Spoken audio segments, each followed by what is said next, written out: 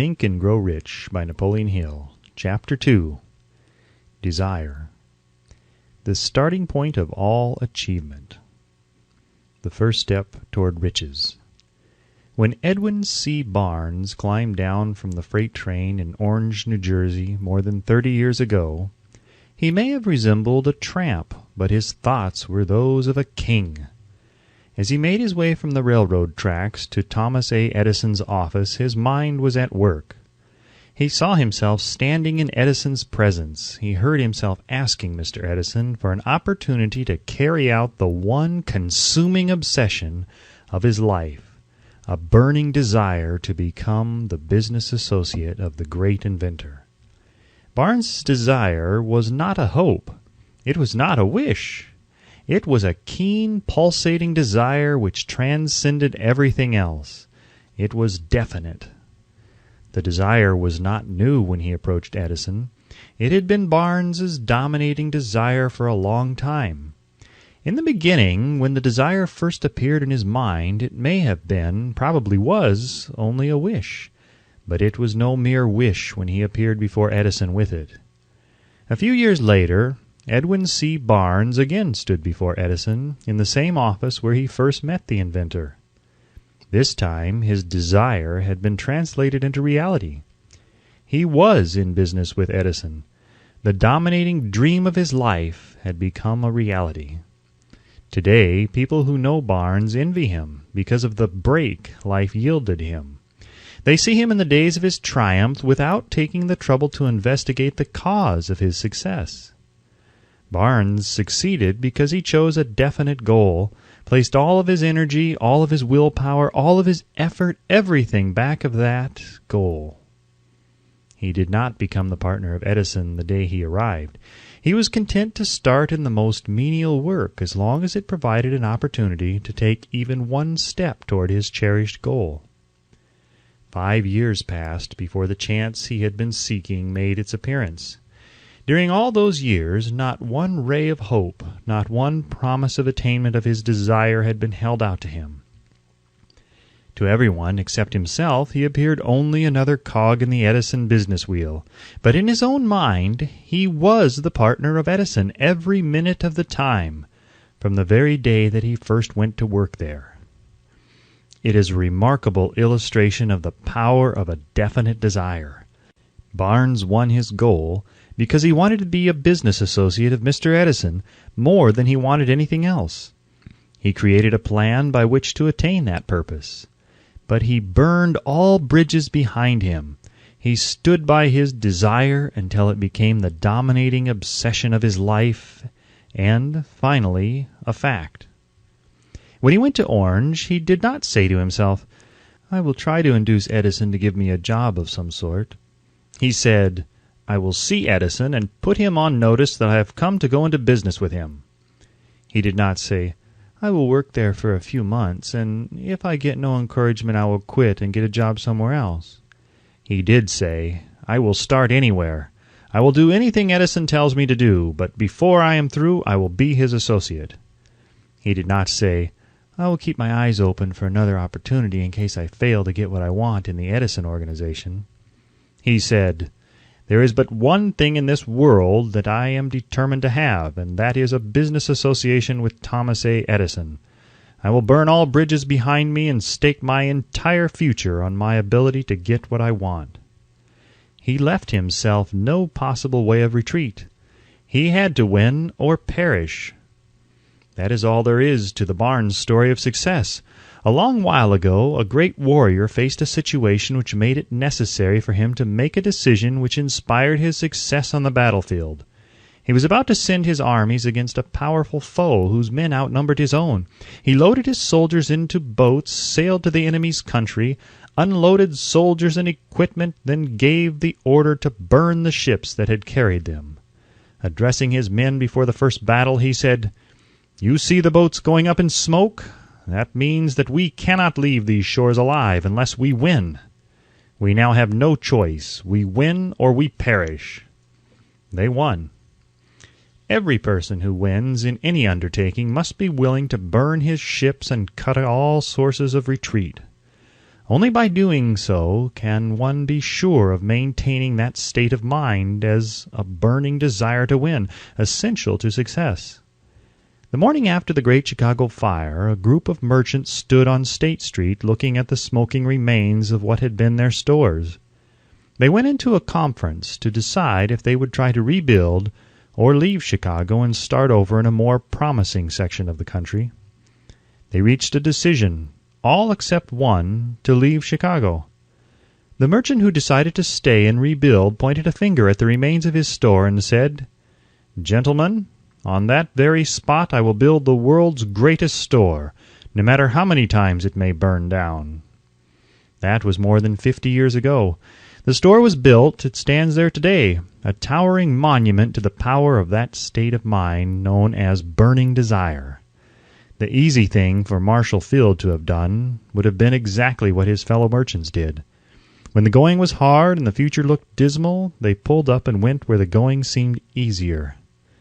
Mark well this difference between Marshall Field and the other merchants, because it is the same difference which distinguishes Edwin C. Barnes from thousands of other young men who have worked in the Edison organization. It is the same difference which distinguishes practically all who succeed from those who fail. Every human being who reaches the age of understanding of the purpose of money wishes for it. Wishing will not bring riches, but desiring riches with a state of mind that becomes an obsession, then planning definite ways and means to acquire riches, and backing those plans with persistence which does not recognize failure, will bring riches. The method by which desire for riches can be transmuted into its financial equivalent consists of 6 definite practical steps, viz. First, fix in your mind the exact amount of money you desire. It is not sufficient merely to say, "I want plenty of money." Be definite as to the amount. There is a psychological reason for definiteness which will be described in a subsequent chapter. Second, determine exactly what you intend to give in return for the money you desire. There is no such reality as something for nothing. Third, establish a definite date when you intend to possess the money you desire. Fourth, create a definite plan for carrying out your desire, and begin at once, whether you are ready or not, to put this plan into action. Fifth, write out a clear, concise statement of the amount of money you intend to acquire. Name the time limit for its acquisition. State what you intend to give in return for the money, and describe clearly the plan through which you intend to accumulate it.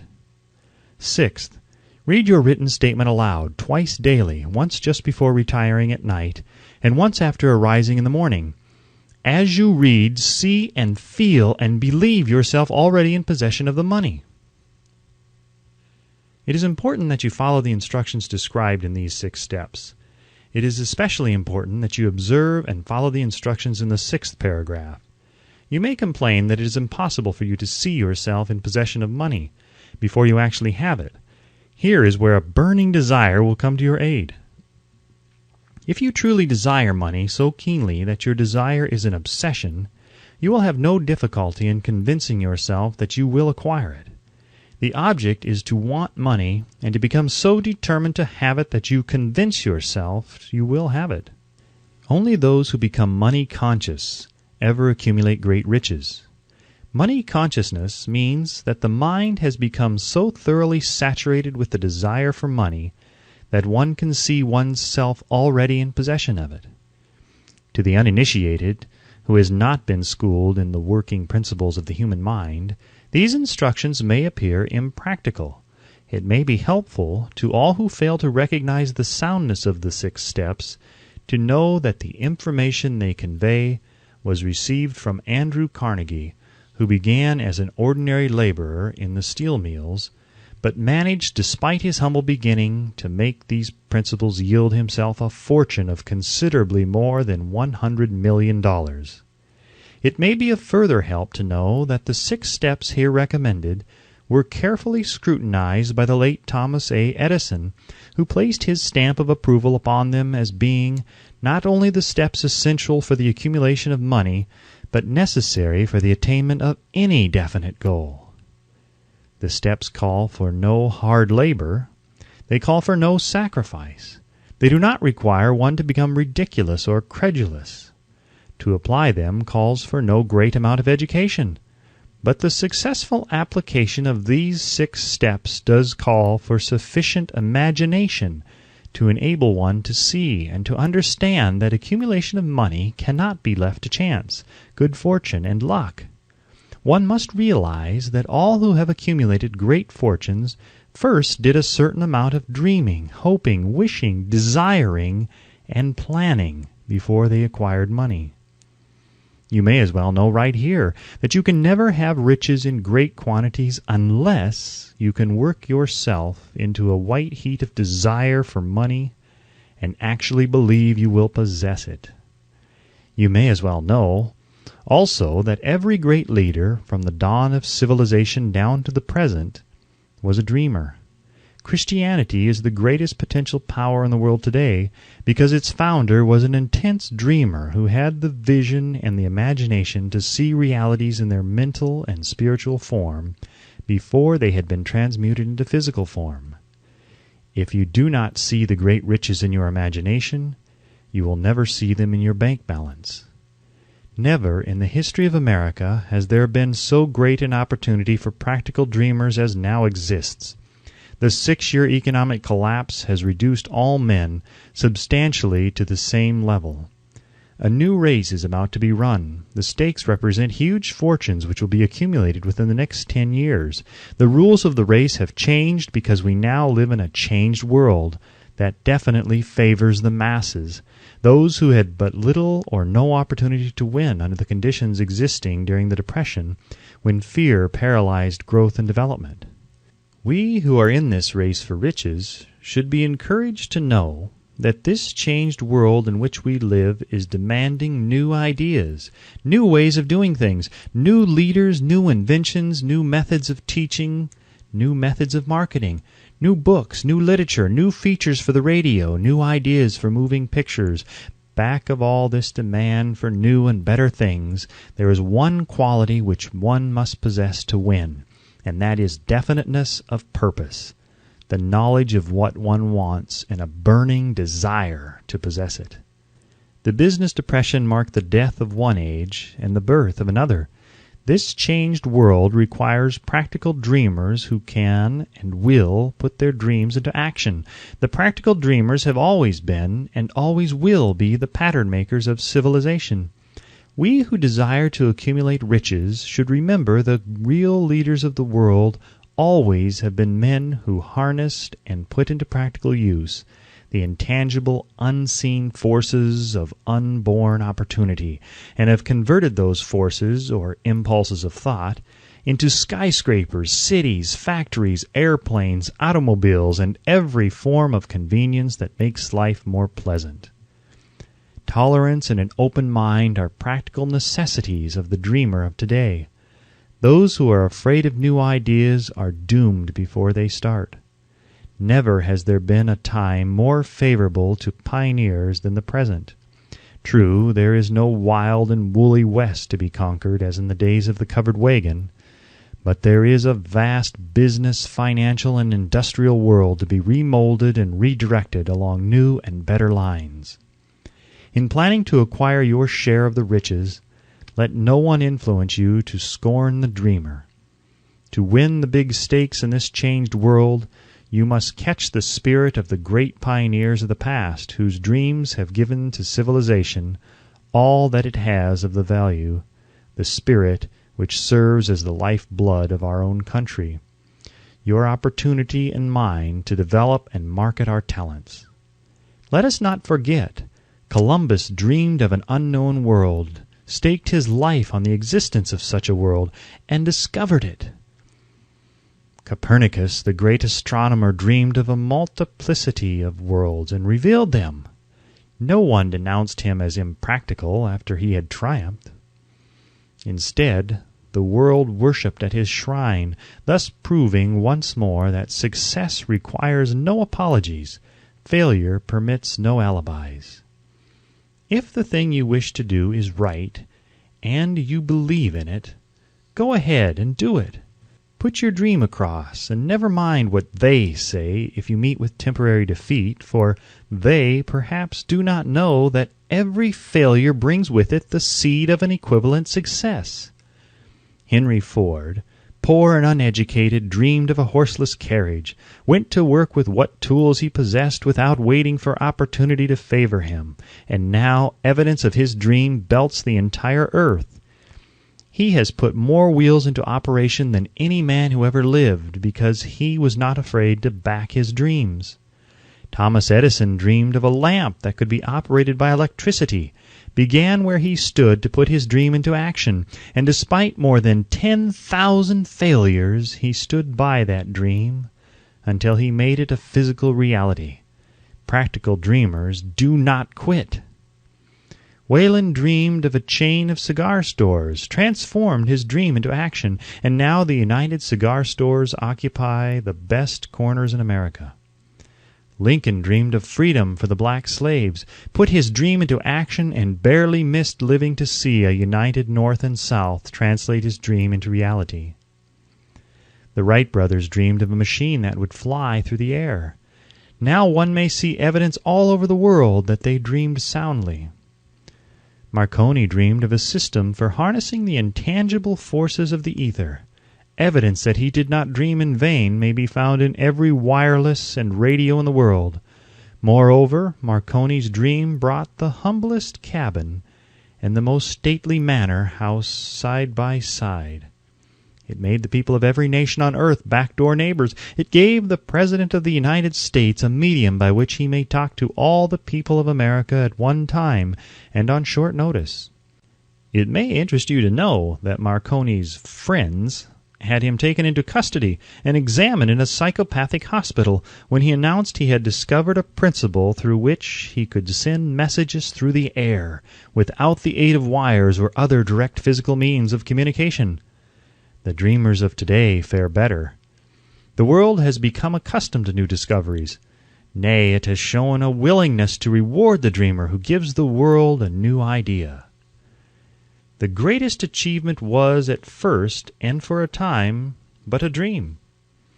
The oak sleeps in the acorn, the bird waits in the egg, and in the highest vision of the soul, a waking angel stirs.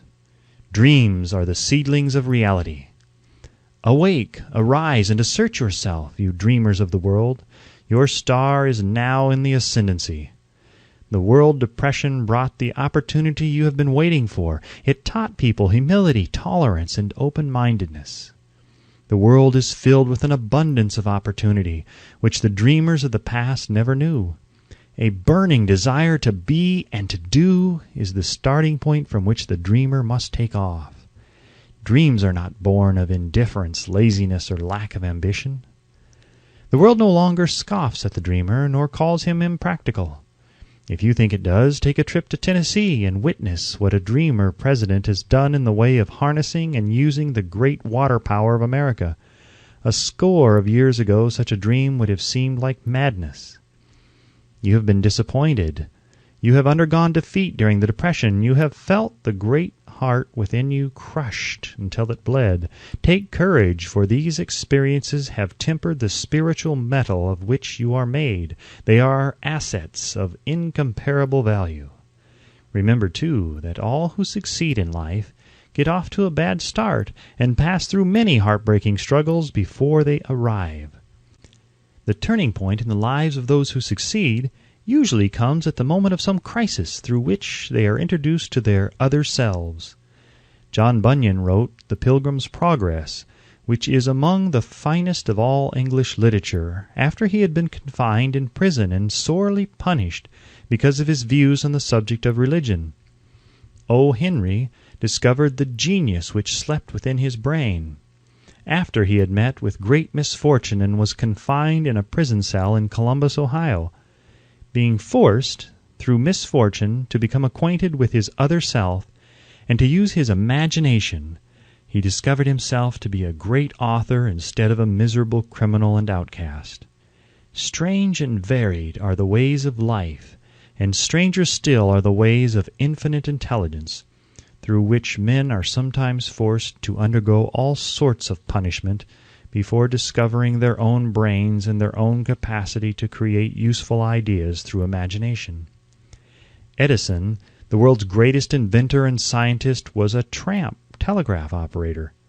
He failed innumerable times before he was driven, finally, to the discovery of the genius which slept within his brain. Charles Dickens began by pasting labels on blacking pots. The tragedy of his first love penetrated the depths of his soul and converted him into one of the world's truly great authors. That tragedy produced, first, David Copperfield, then a succession of other works that made this a richer and better world for all who read his books. Disappointment over love affairs generally has the effect of driving men to drink and women to ruin, and this because most people never learn the art of transmuting their strongest emotions into dreams of a constructive nature. Helen Keller became deaf, dumb, and blind shortly after birth. Despite her greatest misfortune, she has written her name indelibly in the pages of the history of the great. Her entire life has served as evidence that no one ever is defeated until defeat has been accepted as a reality. Robert Burns was an illiterate country lad. He was cursed by poverty and grew up to be a drunkard in the bargain. The world was made better for his having lived because he clothed beautiful thoughts in poetry, and thereby plucked a thorn and planted a rose in its place. Booker T. Washington was born in slavery, handicapped by race and color. Because he was tolerant, had an open mind at all times on all subjects, and was a dreamer, he left his impress for good on an entire race. Beethoven was deaf, Milton was blind, but their names will last as long as time endures, because they dreamed and translated their dreams into organized thought.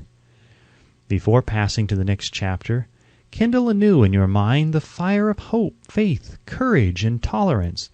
If you have these states of mind and a working knowledge of the principles described, all else that you need will come to you when you are ready for it. Let Emerson state the thought in these words: "Every proverb, every book, every byword that belongs to thee, for aid and comfort shall surely come home through open or winding passages.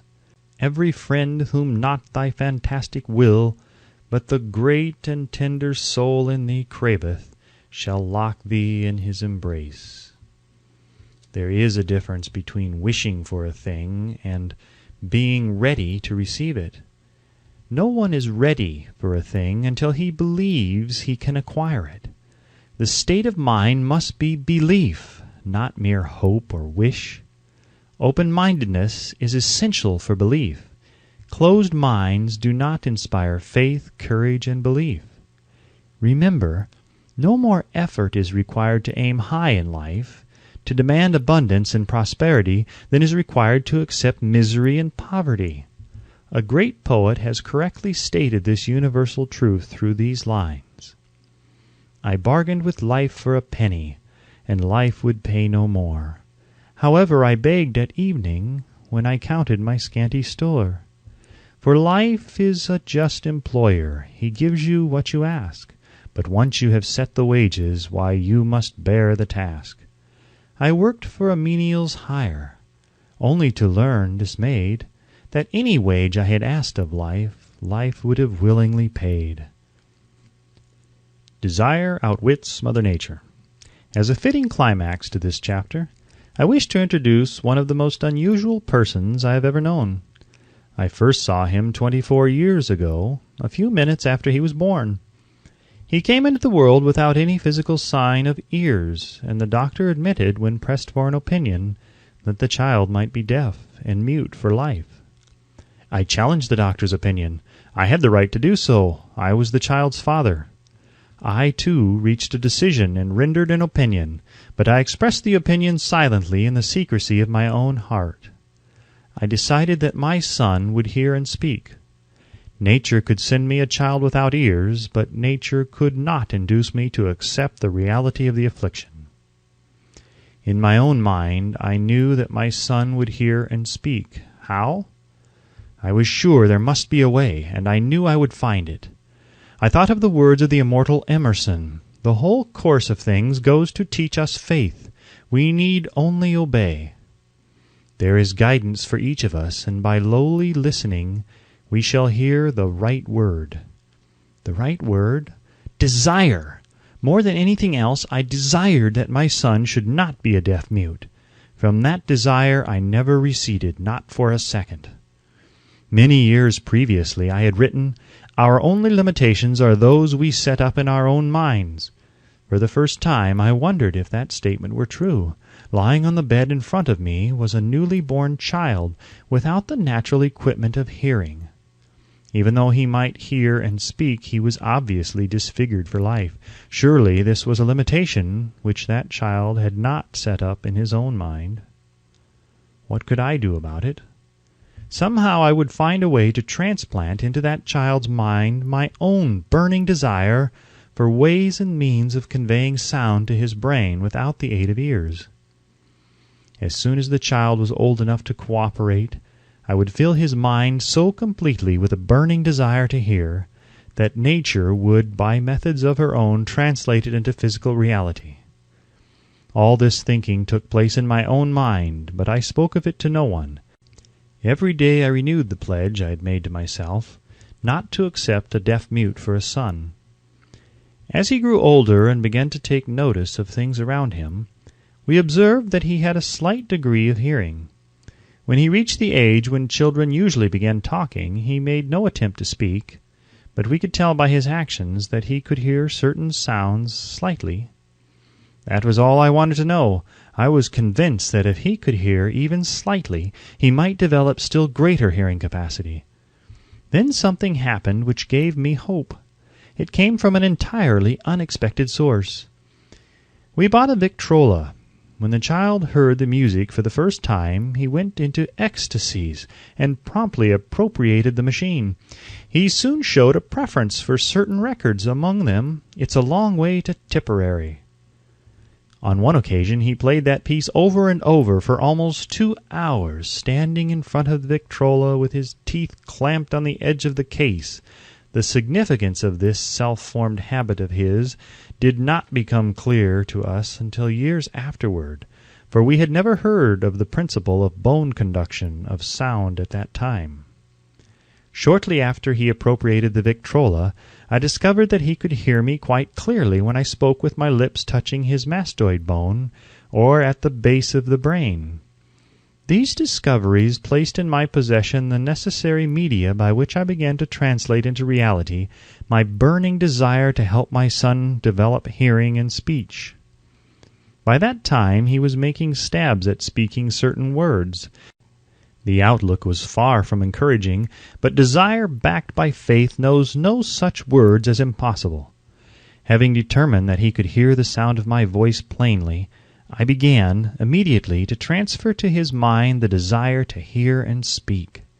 I soon discovered that the child enjoyed bedtime stories, so I went to work creating stories designed to develop in him self-reliance, imagination, and a keen desire to hear and to be normal. There was one story in particular which I emphasized by giving it some new and dramatic coloring each time it was told. It was designed to plant in his mind the thought that his affliction was not a liability, but an asset of great value, despite the fact that all the philosophy I had examined clearly indicated that every adversity brings with it the seed of an equivalent advantage. I must confess that I had not the slightest idea how this affliction could ever become an asset. However, I continued my practice of wrapping that philosophy in bedtime stories, hoping the time would come when he would find some plan by which his handicap could be made to serve some useful purpose.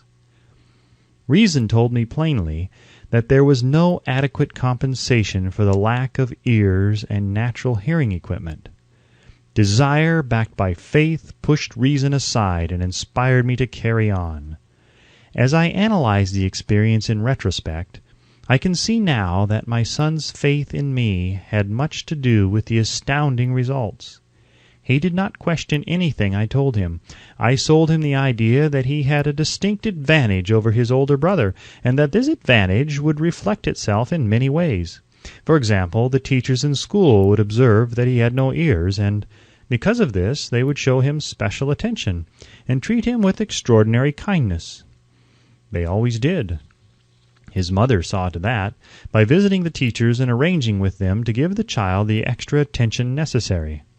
I sold him the idea, too, that when he became old enough to sell newspapers — his older brother had already become a newspaper merchant — he would have a big advantage over his brother for the reason that people would pay him extra money for his wares because they could see that he was a bright, industrious boy despite the fact that he had no ears. We could notice that gradually the child's hearing was improving. Moreover, he had not the slightest tendency to be self-conscious because of his affliction. When he was about 7, he showed the first evidence that our method of servicing his mind was bearing fruit. For several months he begged for the privilege of selling newspapers, but his mother would not give her consent. She was afraid that his deafness made it unsafe for him to go on the street alone. Finally, he took matters into his own hands. One afternoon, when he was left at home with the servants, he climbed through the kitchen window, shinnied to the ground, and set out on his own. He borrowed 6 cents in capital from the neighborhood shoemaker, invested it in papers, sold out, reinvested, and kept repeating until late in the evening. After balancing his accounts and paying back the 6 cents he had borrowed from his banker, he had a net profit of 42 cents.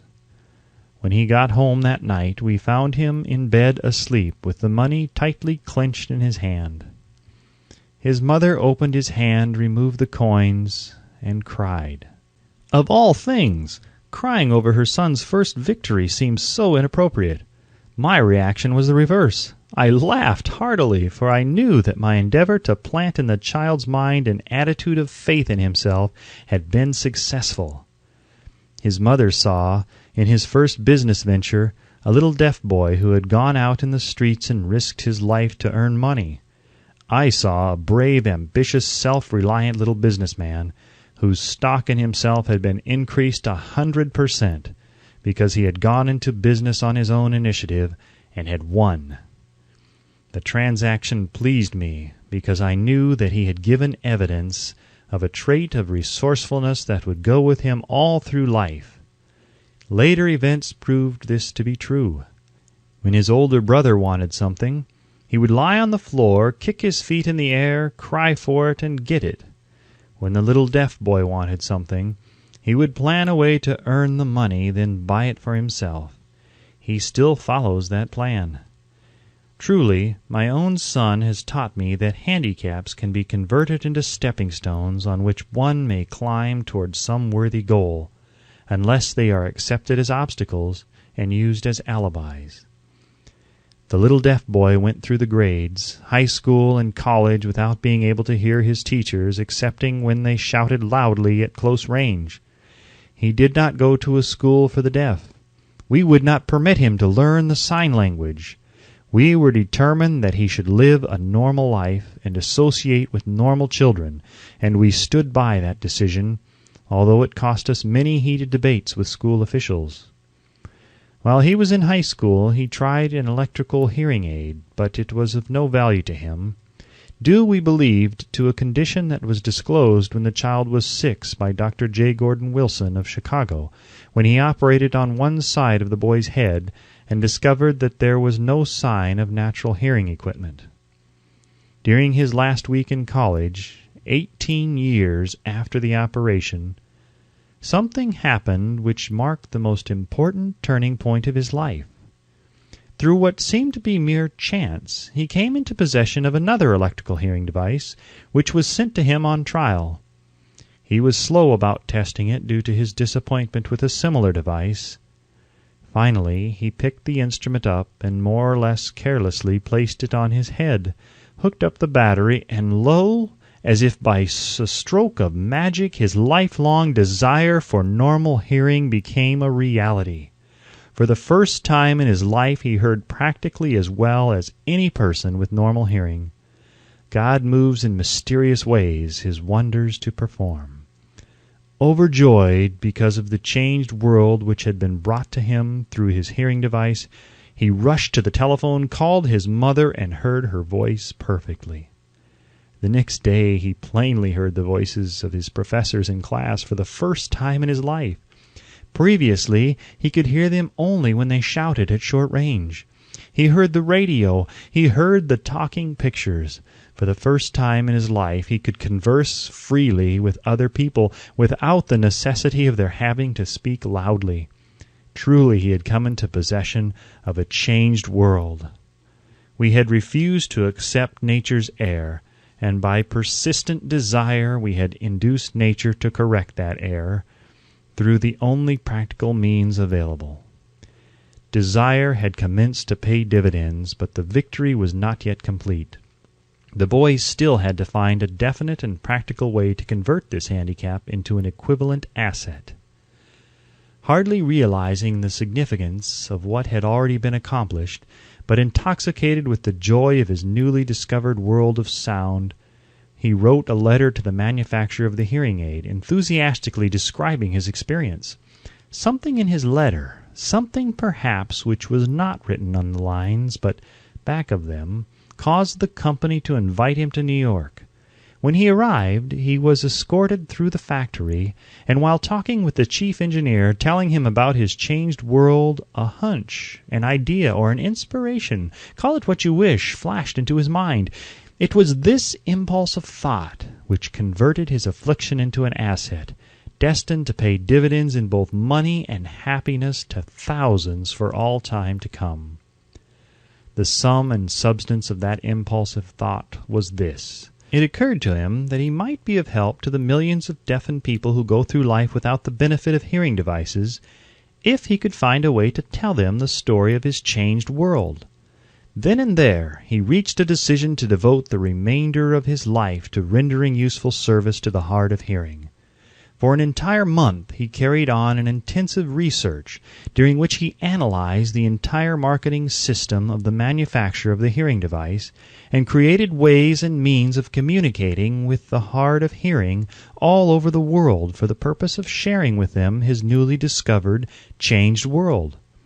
When this was done, he put in writing a 2-year plan based upon his findings. When he presented the plan to the company, he was instantly given a position for the purpose of carrying out his ambition. Little did he dream when he went to work that he was destined to bring hope and practical relief to thousands of deafened people who, without his help, would have been doomed forever to deaf mutism. Shortly after he became associated with the manufacturer of his hearing aid, he invited me to attend a class conducted by his company for the purpose of teaching deaf mutes to hear and to speak.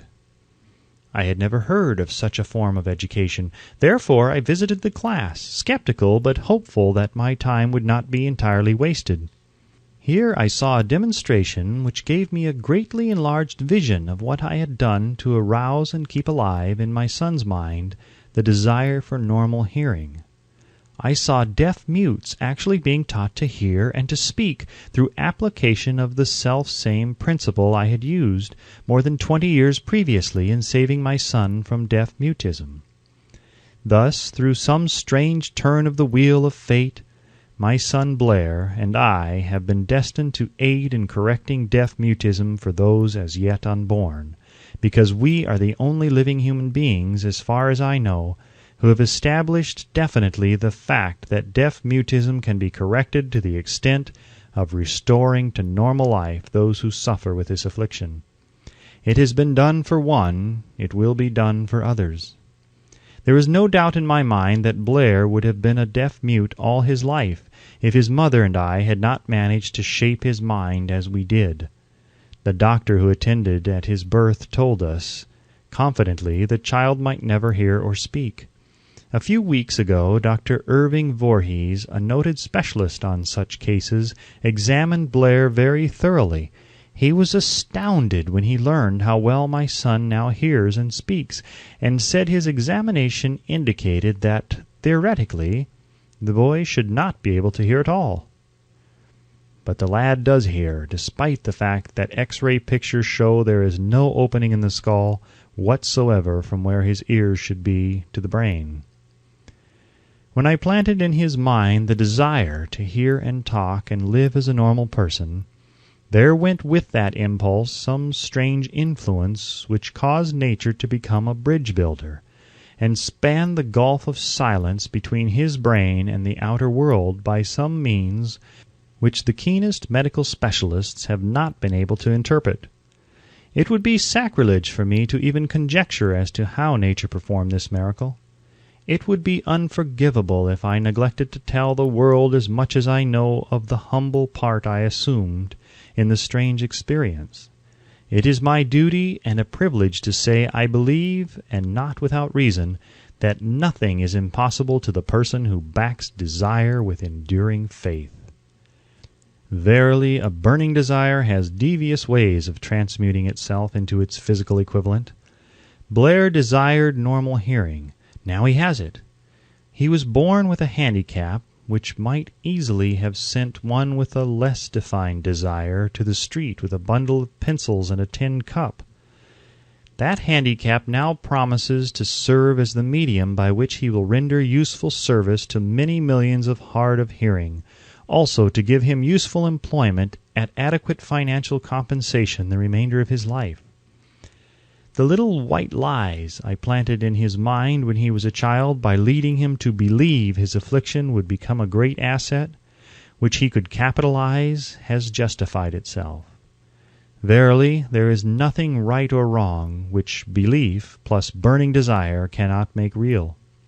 These qualities are free to everyone. In all of my experience in dealing with men and women who had personal problems, I never handled a single case which more definitely demonstrates the power of desire. Authors sometimes make the mistake of writing of subjects of which they have but superficial or very elementary knowledge. It has been my good fortune to have had the privilege of testing the soundness of the power of desire through the affliction of my own son. Perhaps it was providential that the experience came as it did, for surely no one is better prepared than he to serve as an example of what happens when desire is put to the test. If Mother Nature bends to the will of desire, is it logical that mere men can defeat a burning desire? Strange and imponderable is the power of the human mind. We do not understand the method by which it uses every circumstance, every individual, every physical thing within its reach as a means of transmuting desire into its physical counterpart. Perhaps science will uncover this secret. I planted in my son's mind the desire to hear and to speak as any normal person hears and speaks. That desire has now become a reality.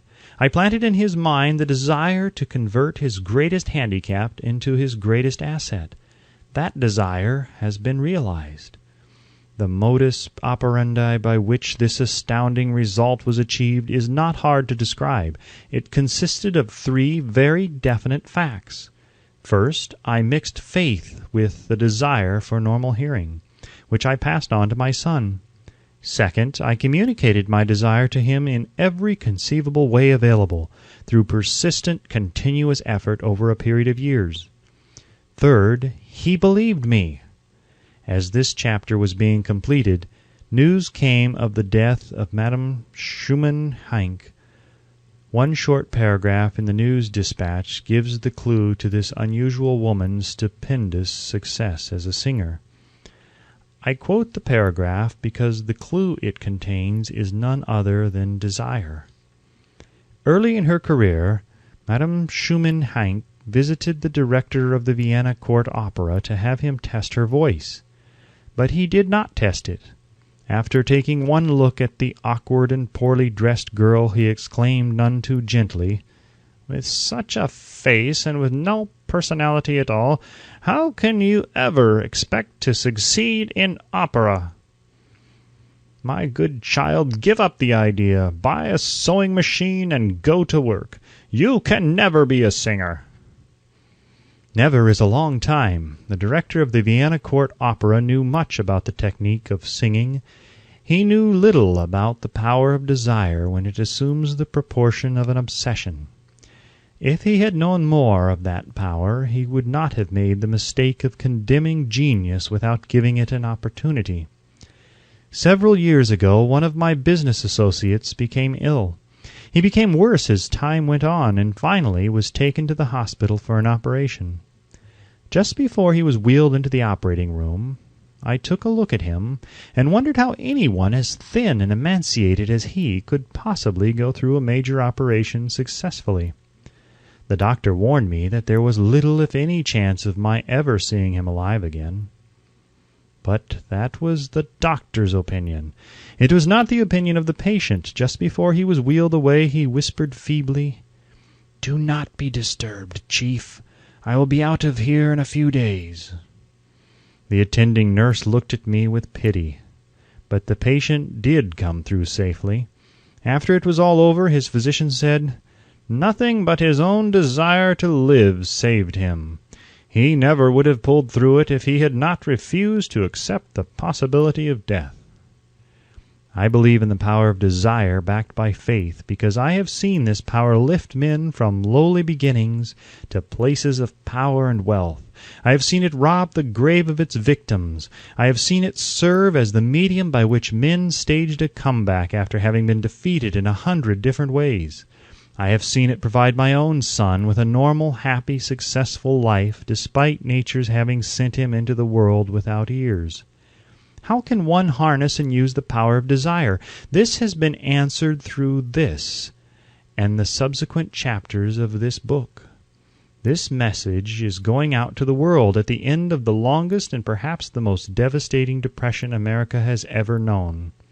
It is reasonable to presume that the message may come to the attention of many who have been wounded by the depression, those who have lost their fortunes, others who have lost their positions, and great numbers who must reorganize their plans and stage a comeback. To all these I wish to convey the thought that all achievement, no matter what may be its nature or its purpose, must begin with an intense, burning desire for something definite. Through some strange and powerful principle of mental chemistry, which she has never divulged, nature wraps up in the impulse of strong desire that something which recognizes no such word as impossible and accepts no such reality as failure.